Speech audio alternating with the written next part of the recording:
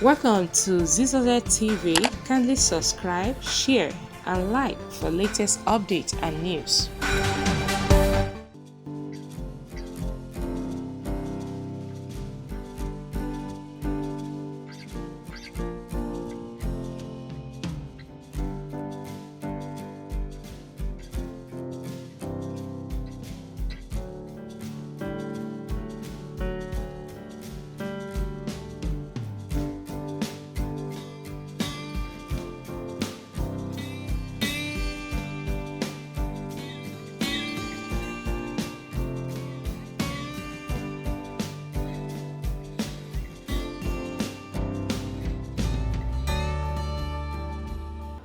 Orúkọ mi ni ìyáàfin Mariam Amokun tí mo jẹ́ ọ̀kan nínú àwọn new executive tó wà nínú ọjà Scout Camp.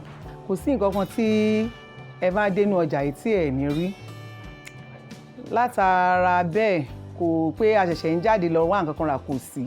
À ń rí ọjà tó jẹ́ wípé ọjà tẹ́ fi máa lọ sí bóyá ẹ ṣẹ̀ṣẹ̀ ń lọ fẹ́ ra ẹ fẹ́ ta wholesale àbí nǹkan kan gbogbo ẹ̀ la ní nínú ọjà wa. A fẹ́ ṣara lóge ni, a fẹ́ ṣerun lọ́ṣọ̀ọ́ ni, a ní gbogbo aláwọn tó ń ta aṣọ nínú ọjà yìí, aláwọn tó ń ta souvenirs, aláwọn tó ń ta even gan àwọn tó jẹ́ pé bóyá wọ́n fẹ́ tún máa tún ọjà tà lóríṣiríṣi bẹ́ẹ̀ la ní, a ní gbogbo ohun tó tí ẹnu ń jẹ nínú ọjà yìí. So kò sí nǹkan tẹ́ wá dé nínú ọjà Scout Camp shopping market tó yẹ pé complex tó yẹ pé ẹ̀ ní rí. Ṣe rí nígbà tí kọ́kọ́ kọ́ ọjà bíbáyìí, nígbà tí wọ́n dá ọjà wa yìí sílẹ̀, àwọn èrò pọ̀ gan gbà yẹn. Àmọ́ akàndédé rí wípé ọ̀pọ̀lọpọ̀ wọ́n láìkì pé wọ́n nífẹ̀ẹ́ sí pé ọjà ẹ̀gbẹ̀gbẹ̀ títì ó ti mọ́ wọn lára. So wọ́n tún padà sójú orí títì. Ìgbà yẹn gan ìjọba pàápàá ìjọba tó wà níta ní àsìkò lọ́wọ́lọ́wọ́ yìí wọ́n gbìyànjú díẹ̀ fún wa. Torí nígbà tán rí pé owó tí a fẹ́ máa san lórí ọjà wa ń bí báyìí ó gbé pẹ́ẹ́lí sókè díẹ̀, wọ́n bá wa sọ̀rọ̀, wọ́n dẹ̀ ṣe àwọn nǹkan, wọ́n ṣèlérí fún wa pé àwọn á bá wa sọ owó yẹn kó wálẹ̀ díẹ̀, wọ́n dẹ̀ múṣẹ. Pàápàá gan látara pé iná gbọ́dọ̀ tún máa wà nínú ọjà wa, gbogbo ẹ̀ náà bá wa ṣe, wọ́n gbé jẹnẹrétọ̀ ńlá fún wa tá lè máa rí lò. Àmọ́ ṣe rí ọjà ẹ̀gbẹ́ títì yẹn ó ti mọ́ ọ̀pọ̀lọpọ̀ àwọn èèyàn lára, torí kì í ṣe pé bóyá mọ́tò fẹ́ wọlé wọn rí bí páàkì sí, gbogbo ẹ̀ ló wà níbí. So àwọn èèyàn wà ní gbogbo àwọn shops tẹ́rí yẹn ni ó ní olúwa tó wá tún gbọ́ pé bákan ti jẹ́ wọ́n á tún sáré wá, wọ́n á tún sáré padà sí títì. So ohun tí a ṣáà ń rọ ìjọba náà ni wípé kán jọ̀ọ́ kán bá wa mójútọ́jà Scout Camp shopping complex. Èmi tí mò ń sọ̀rọ̀ yìí, àwa jẹ́ gẹ́gẹ́ bí níwì ìgbìmọ̀ tán ẹ̀ṣẹ̀ yàn tá a ṣẹ̀ bẹ̀rẹ̀ iṣẹ́ ń sìn ìkún mi rò bí ó ti pé oṣù kan àbọ̀ tí wọ́n ṣe inauguration fáwa tí wọ́n yàn nísìn. Àwọn kan náà ti ń tukọ̀ ọjà yìí bọ̀ láti nǹkan bí ọdún 9. Àmọ́ lẹ́nu ìgbà táwa débẹ̀ yìí a rí pé ìyàtọ̀ ti ń bá ọjà, torí tẹ́ bá gbogbo surrounding ọjà ń sìn ó ti mọ́. So ìgbésẹ̀ kan la tún ń gbé kó tó di pé nǹkan délé ni. So fún ìdí eléyìí àwa à ń ṣiṣẹ́ takuntakun, a dẹ̀ ti ń try láti bá àwọn media stations houses sọ̀rọ̀ láti jẹ́ kán mọ̀ yìí pé kò sí irú ọjà tó ń fẹ́ tí wọ́n ní rí nínú ọjà wa Scout Camp shopping complex ibi tá a wà ń bí báyìí. So lórí ìtẹ́sẹ́ wípé bóyá ọjà èrò kí ń wọnú ilé wá ra ọjà, ṣẹ́rí ń tà kàn ń bẹ ìjọba sí ni wípé ẹni tó bá ń wá nǹkan kan tó bá fẹ́ rà tó ti rí ní ẹsẹ̀ títì tó ti rà kò ní, ó lè má tún yá fún láti wọnú ọjà pé òun fẹ́ wá ra ọjà. So ìyẹn la ṣe ń bẹ̀ wọ́n, oríṣiríṣi ilẹ̀ ló ń ṣẹlẹ̀ sí wọn lẹ́gbẹ̀gbẹ́ títì ń bẹ̀ yẹn, àìmọye accident tó ń ṣẹlẹ̀ jẹ́ pé ìgbà míì wá ní mọ́tò lọ yà bá wọn bẹ̀. La ṣe ń rọ̀ wọ́n pé káwọn náà wọlé wá kó wá kájọ máa ta ọjà níbí báyìí. Ṣe rí à ń ṣe ìgbésẹ̀ látòrí bí mo ṣe kọ́kọ́ bẹ̀rẹ̀ tí mo ṣàlàyé fún yín pé èmi tí mò ń bá yín sọ̀rọ̀ yìí, wọ́n ṣẹ̀ṣẹ̀ yan àwọn ìgbìmọ̀ tuntun nínú ọjà yìí ni. Bá dẹ̀ ṣe dé bá ṣe bẹ̀rẹ̀ àti bá ṣe yàn wá, ìgbà tó ń ti yàn wá láti bẹ̀rẹ̀ sí ní ṣe iṣẹ́ nínú ọjà pé báwo ni a ṣe fẹ́ kí publicity yẹn kó wà káwọn èèyàn mọ̀ yìí pé ọjà wà ń bí. Sórí mídíà láti bẹ̀rẹ̀, sórí ìtẹ́sọ yìí nísìn a ti sọ láàrin wa, a dẹ̀ ti fẹ́ gbégbèsè pé ó yẹ kí big board tó jẹ́ pé ó lè jẹ́ bí direction fáwọn èèyàn pé ọjà wà ní ọ̀dọ̀ wa ń bí báyìí. Orúkọ mi ni Ajia Mariam Amokun, welfare officer committee ní ipò tí èmi dì mú nínú ìgbìmọ̀ tuntun tí wọ́n yàn. Orúkọ mi ni Chief Mrs. Iyabo Ọládẹ̀jọ tí mo dẹ̀ mú ipò financial secretary new esco nínú ọjà Scout Camp Market. Ohun tó ṣẹlẹ̀ ni wípé ṣẹ́rí nígbà tá a dé bí báyìí ní 2013 èrò pọ̀ nítorí pé gbogbo àwa tá à ń ta ọjà gbogbo àwọn tó ń tajà lẹ́gbẹ̀ẹ́ títì ní ilé Tajimobi kọ́lọ́mbà wa fọ̀run kẹ́wọn ni wọ́n ní kí gbogbo wọn máa bọ̀ nínú ọjà Scout Camp adẹ̀pọ̀ nígbà náà tá a wọlé. Wọn ò fòṣèlú ṣe o, gbogbo any party gbogbo ọlọ́jà ló wà ń bẹ̀, kò sí pé bóyá APC àbí PDP àbí nǹkan kan wọn ò fẹ̀yà ṣe, olúkálukú wa irúwọ́gbé wa everybody wà ń bẹ̀. Ṣùgbọ́n nǹkan tí mo kàn lè sọ wípé ó fa àwọn pé kó má sí térò òfin pọ̀ tó bí tẹ́lẹ̀ mọ́ ni pé ṣé mọ̀ pé àwọn kan wà ọmọ ilẹ̀ ni wọ́n tó bá gbé wọn sórí bẹ́ẹ̀dì wọn á padà jábọ́. Ó ti mọ́ ẹlòmíì lára kó wà lẹ́sẹ̀ títì kójò máa pa kí oòrùn máa pa. Ìjọba dẹ̀ wò wípé n tó ń ṣẹlẹ̀ lẹ́gbẹ̀ẹ́ títì àwọn ò nífẹ̀ẹ́ sí mọ́tò ń yà pa ẹlòmíì náà ṣe sọ wípé kí gbogbo wa máa bọ̀ ní bíbá yìí. Ẹlòmíì owó tó ń pa ní bíbá yìí kò tó, ó wá wò pé tóun bá tún padà sẹ́sẹ̀ títì pé kó tó di pé wọ́n dénú bíbá yìí wọ́n ti wà lẹ́gbẹ̀ẹ́ títì wọ́n á kàn rọra páàkì wọ́n á bá wọn ra nǹkan táwọn fẹ́ rà, ṣùgbọ́n tó bá wọlé wọ́n lè má dọ̀dọ̀ àwọn láti rajà, so ó tẹ́ wọn lọ́rùn pé káwọn dúró sẹ́gbẹ̀ẹ́ títì. Ó ló jẹ́ kí n sọ pé ọmọ lẹ̀lẹ́ lòmíì tó bá gbé sórí bẹ́ẹ̀dì á padà rí bọ́. Gómìnà wa wọ́n ṣe bọ́ọ̀hù lóríṣiríṣi fún wa, wọ́n ṣe tọ́ílẹ̀tì ìgbàlódé tó jẹ́ wípé mi lè káyé tọ́ílẹ̀tì tó wà nínú bíbá yìí, mi ò lè ka oye water system tó wà nínú bíbá yìí tó jẹ́ wípé blọ́ọ̀kì each block nínú bíbá yìí ló ní tọ́ílẹ̀tì, ọkùnrin 5 tọ́ílẹ̀tì 5 obìnrin tọ́ílẹ̀tì 5 tó jẹ́ kó dẹ̀ wà covered ni tí ò nídìí pé bóyá ẹnìkan ń rí ẹnìkejì nínú bẹ̀ rárá. Wọ́n tún gbé jẹnẹrétọ̀ ìgbàlódé fún wa èyí tó ń lo dísù ní ńlá tó tiẹ̀ jẹ́ pé kódà tó bá fẹ́ lo gbogbo challenge mọ́ ring road mọ́ everywhere kan fi tanná sí sílẹ̀ fi máa ṣú látàárọ̀ dalẹ́ wọ́n gbé fún wa. Gọ́vnà wa Ṣèyí Mákindé wọ́n gbé yẹn náà fún wa tá à ń lò, so oríṣiríṣi nǹkan ni wọ́n ṣe fún wa níbí ìbàdàn tó jẹ́ pé kò sí ìnira fún wa rárá. Gbogbo ohun tá a bá ti fẹ́ wọ́n fi ń tẹ́ wa lọ́rùn. Kò ń ṣe wípé bóyá ìjọba ni wá lára pẹ̀lú owó kankan. Lóòótọ́ nígbà tí a ṣẹ̀ṣẹ̀ bẹ̀rẹ̀ ìjọba gbogbo open space tẹ̀ ń wò lọ́ọ̀kan yìí ọ̀fẹ́ ni. Nígbà tí gómìnà wa Ajimobi kọ́lọ́run bá wa fọ̀run kẹ́ wọn, àwọn náà kọ́ bíbá ẹ̀, ṣùgbọ́n nígbà tí gbogbo wa wọlé fún bí ọdún 8 tí wọ́n lò wọn ò gba owó open space yẹn, ṣùgbọ́n lock up ni wọ́n ní pé káwọn èèyàn máa sanwó nígbà yẹn, so wọn ò fi nǹkan kan ní wá lára rárá. Ìgbà tí excellency wa náà dẹ̀ tún dé Ṣèyí Mákindé àwọn náà tún sọ fún wa pé ká lọ lò fún odidi ọdún kan, tí a bá wà lò fọ́dún kan tán ká tún yẹ̀ṣẹ̀ wá jọ jókòó ká wá jọ dúnàádúrà ìyẹn oye tí a bá fẹ́ san. Títí di bí mo dẹ̀ ṣe ń sọ̀rọ̀ yìí wọn ò tí ì wá bá wa pé bóyá owó ni ká mú wá ní oye báyìí ní ká san, wọn ò tí ì wá sọ bẹ́ẹ̀ fún wa. Orúkọ mi ni Chief Mrs. Iyabo Ọládẹ̀jọ tí mo jẹ́ akápò nínú Scout Camp Market. Èmi ni Adésínà Mẹ́ṣin Oyè, mo wà ní ìcháàjì ààbò nínú ọjà ìyẹn security of the market. My post is Chief Security Officer. Our committee, security committee là ń rí sí àbójútó ọjà àti ìlọsíwájú ọjà. Gbogbo akitiyan tá a dẹ̀ ń ṣe so láti lè jẹ́ kí àwọn intruders kó má wọ ibi, so òbí náà ni à ń ṣe. A ní àwọn ọdẹ bíi 4 so tó ìpàjọ ń ṣiṣẹ́, so a dẹ̀ ti ní àwọn subcommittee àwọn náà fẹ́ tó bíi 4.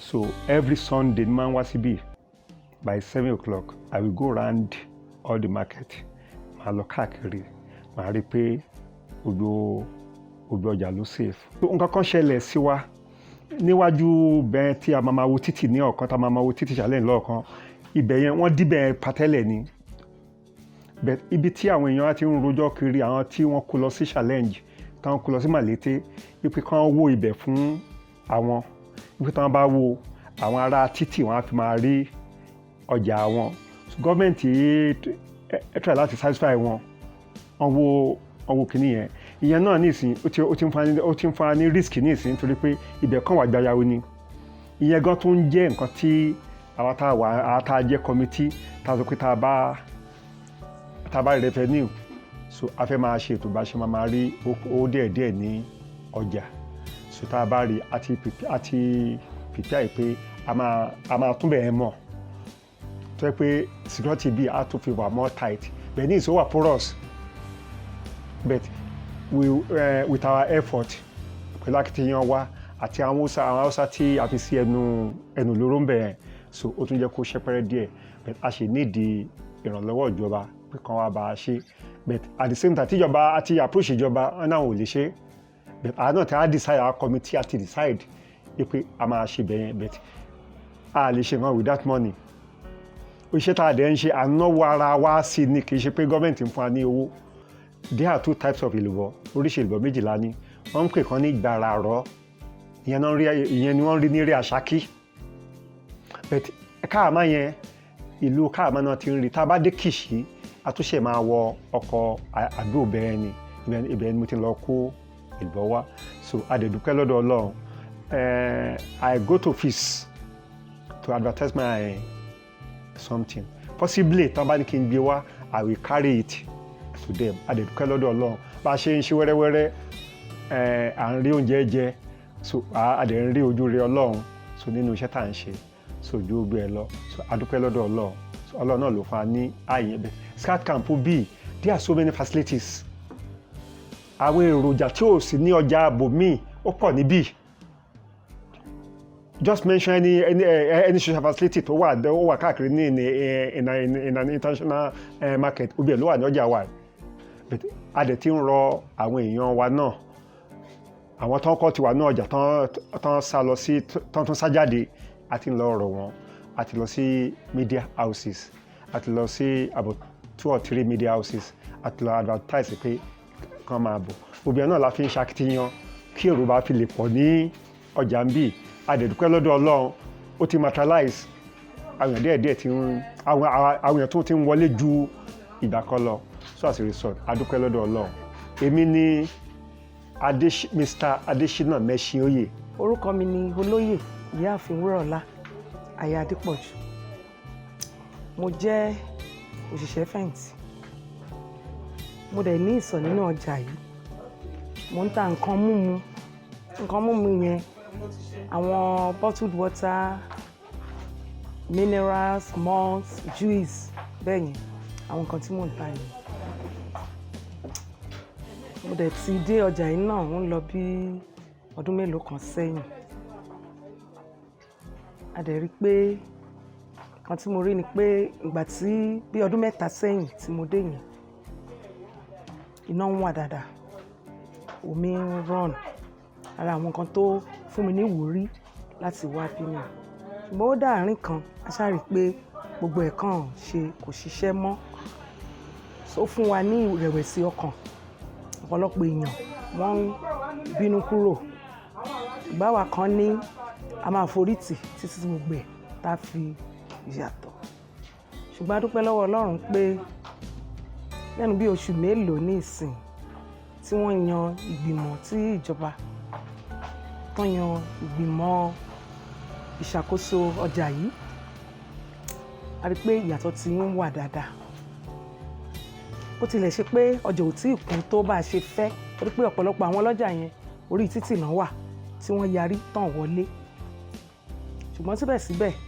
ìyàtọ̀ ti ń wà tẹ́lẹ̀ ní nǹkan bíi oṣù mẹ́fà ọdún èṣí nǹkan kan bẹ́ẹ̀ yẹn tẹ́ bá máa dé bá iwájú ṣọ́ọ̀bù yẹn máa bá gbẹ̀ǹbẹ́ wọ́n á ti tọ̀ káàkiri ṣe gbogbo ẹ̀ gbẹ̀rín yamayama tó ń bìyàn nínú ṣùgbọ́n lẹ́nu ìgbà táwọn ìgbìmọ̀ tuntun yìí dé a dúpẹ́ lọ́wọ́ Ọlọ́run pé wọ́n yanra wọn sí oríṣiríṣi àwọn olùṣàkóso, wọ́n dẹ̀ ti bẹ̀rẹ̀ sí ní ṣe irú omi tí kò sí, omi yẹn ti ń ṣiṣẹ́ dáadáa. Mo dẹ̀ ní ìgbàgbọ́ àti ìrètí pé tó bá yá iná náà máa dé. Àdúrà tá ń gbà ni pé gbogbo àwọn èèyàn tó ń lọ sórí títì tó ń tajà lórí títì kán ṣàánú ara wọn pẹ̀lú ewu tó wà níbi kéèyàn máa tajà ní títì, k'Ọlọ́run jẹ́ kán lè wọnú ilé wa. Ṣé ráwọn tó wà lórí títì wọ́n máa ń sọ kinní kan, wọ́n lọ́lọ́run ló ń tajà ẹlẹ́yà. Bá a ṣe sọ gbogbo èyí, àwọn tó ń tà dáadáa, oníṣẹ́ ọwọ́ wọn ń ṣe gbogbo ẹ̀ ń lọ. Èmi á gbà wọ́n nímọ̀ràn, ó léwu fún wọn gidigidi wọ́n ṣe wà lórí títì yẹn. Ìjánu ọkọ̀ lè já kó lọ ṣe jàǹbá, Ọlọ́run ní jẹ́ ká ṣìrìn. Àti wípé àwọn tí ó ṣe wípé wọ́n ní èròǹgbà láti wá, nǹkan ti ń da. Mo sọ lẹ́ẹ̀kan, omi ti ń yọ. Mo gbé tó bá tún máa fi rí bí oṣù bíi mélòó, iná náà á dé. Ẹ jọ̀ọ́ kí la tún fẹ́? Ìgbìyànjú mi tèmi kan tún máa sọ ìjọba ló máa wà fún lórí wípé kán ṣègbìyànjú gbogbo àwọn tó wà lẹ́sẹ̀ títì yẹn kán lé wọn wọlé. Tán bá lé wọn wọlé, gbogbo nǹkan á ṣe. Ìgbà tán kọ́ ọjà yìí, àwọn ará mobile, mọ̀lété, bodè nǹkan kan challenge àwọn lọ́kọ̀ fún, gbogbo wọn tún ti padà síbẹ̀. Tíjọba bá fi ẹsẹ̀ múlẹ̀ pé kán fẹsẹ̀ wọn múlẹ̀ pé aláàfẹ́yàn lórí títì ẹ má kó bá wa, àwọn èèyàn ò ní nǹkan kan láti ṣe ju wípé kán máa bọ̀ nínú ọjà lọ.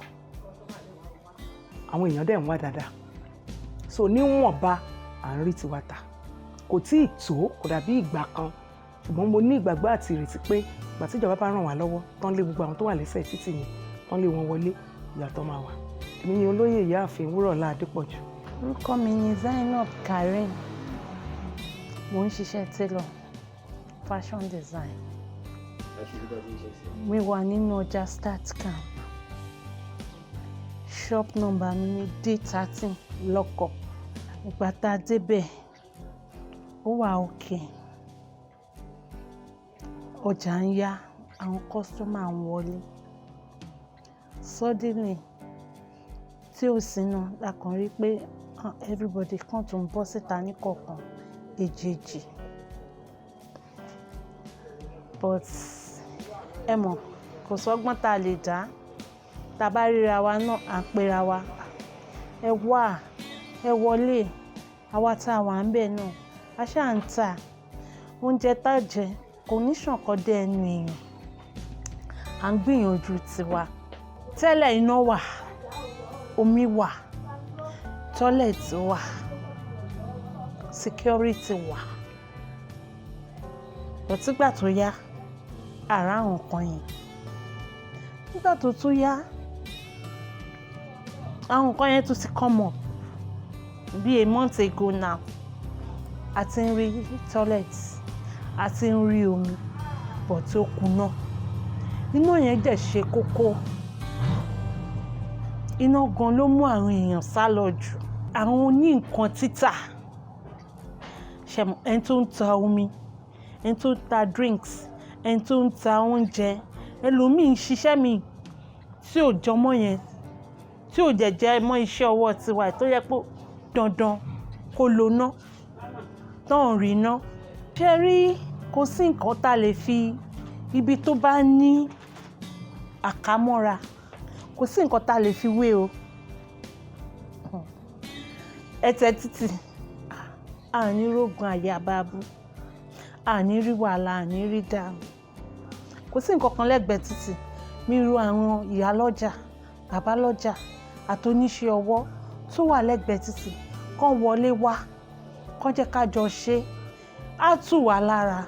Tán bá rí àwọn èèyàn kankan ní títì, èmi nígbàgbọ́ pé wọ́n máa wọlé wá. But nítorí pé wọ́n bá àwọn èèyàn kan bẹ̀, làwọn náà fi ń dúró síbẹ̀. Orúkọ mi ni Mrs. Ọmọṣebí Margaret. Ipò tí mo dì mú nínú ọjà Start Camp tí wọ́n ṣẹ̀ṣẹ̀ yàn wá sí ni sanitation. Bí ọjà yóò ṣe mọ́ àtàyíká rẹ̀ àti inú àtìta, bí yóò ṣe mọ́ tótó, tí à ní rí bí àìsàn nínú ọjà yìí, òun ni ipa yẹn ni mo dì mú nínú ọjà yìí. Ipò tí a bá ọjà yìí ni pé torí pé inú ọjà yìí náà la wà, ní gbogbo wa wà kó tó di pé wọ́n yan àwa new esco síbẹ̀. Ọjà yìí dáa ṣùgbọ́n ó tún dá sí lẹ́yìn táwa náà tún débẹ̀. So mo rí pé ó tún dá sí ni, ó dá tẹ́lẹ̀ ṣùgbọ́n ó tún dá sí lẹ́yìn táwa náà tún débẹ̀. Ìgbésẹ̀ tá a gbé ni wípé àkọ́kọ́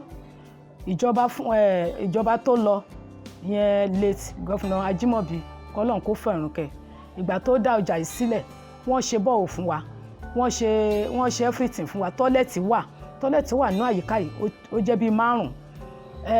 Bọ́ọ̀ náà tán ṣe fún wa náà 4 ni, ṣùgbọ́n nígbà tó yá tí ò sí iná kò sómi, ṣùgbọ́n nígbà tí ó di pé adébẹ̀ yìí ẹni tó jẹ́ chairperson wa ó fi àǹfààní yẹn gbé generator fún wa láti lè jẹ́ ká fi máa fa omi sí àwọn storage wa láti lè máa lò. So ìgbà tí yẹn dẹ̀ ti ń ṣiṣẹ́ a ti sọ fún àwọn ọjà wípé tọ́lẹ̀tì wa ti ń ṣiṣẹ́ o, so ó ti ń ṣiṣẹ́, omi ti wà ń bẹ̀, everything ti wà ń bẹ̀, so tọ́lẹ̀tì wa ò dọ̀tí mọ́, àyíká wa náà kò dọ̀tí. Tẹ́ bá wo àráǹdì àyíká yìí nísìnyí ẹ rí i pé oko bẹ̀ kò dí, so gbogbo ẹ ti wà ní ìmọ́tótó, gbogbo àyíká náà ti wà ní ìmọ́tótó. Àwọn èèyàn dẹ̀ fọwọ́sowọ́pọ̀ pẹ̀lú wa, wọ́n dẹ̀ ń bá wa tọ́jú àyíká wọn náà. Tá a bá wò ó gẹ́gẹ́ bí àsìkò yìí ṣe rí lápapọ̀ náà, ọjà ò fi bẹ́ẹ̀ yá, ṣùgbọ́n àwa ní ìrètí àti ìgbàgbọ́ pé ọjà yìí máa yá torí pé kì í ṣe ibìkan náà ló ti rí bẹ́ẹ̀. Gbogbo Nàìjíríà ni àwọn gbogbo ọlọ́jà ni, tẹ́ bá bi àwọn ọlọ́jà náà wọ́n á rí wí, ṣùgbọ́n àwa nígbàgbọ́ àti ìrètí pé ọjà yìí ó máa kún, ó dẹ̀ máa dáa, á dẹ̀ máa tà, á máa jèrè nínú ọjà lágbára Ọlọ́run. Orúkọ tèmi ni Mrs. Ọmọṣebí Margaret. Ipò tí mo dì mú gẹ́gẹ́ bí new esco nínú ọjà yìí ni sanitation. Ó ní mo dì mú bí ọjà yóò ṣe mọ́tótó, bí àjàkálẹ̀ àrùn ṣe ní ráyè nínú àyíká wa. So ipò tí mo dì mú nìyẹn.